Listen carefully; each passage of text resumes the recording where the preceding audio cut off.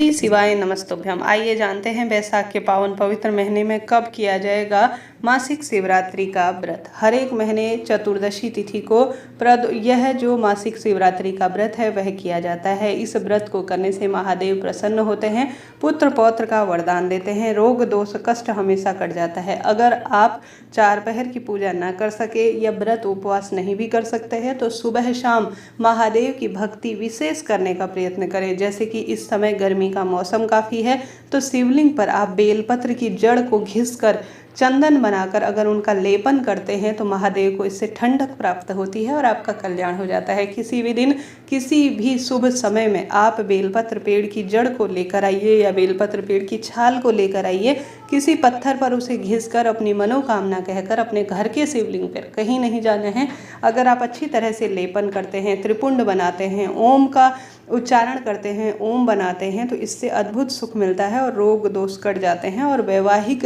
संतान संबंधी सभी परेशानी दूर होती है। जो बेलपत्र का पेड़ होता है वह महादेव का एक अंश है। उसकी पत्ती हो, मिट्टी हो, उसकी छाल हो, जड़ हो, महादेव को बहुत प्रिय है। तो कुछ भी नहीं कर सकते हैं तो शिवरात्रि के दिन यह उपाय जरूर करें।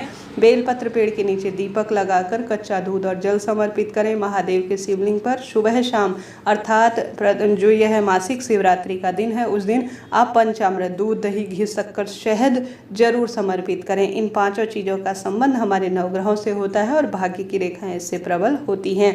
आपके लिए मेरी वीडियो जानकारीप्रद रहती हैं तो कृपया लाइक करें, शेयर करें, सब्सक्राइब करें। अब आइए जानते हैं कब है बैसाख महीने की चतुर्दशी का व्रत।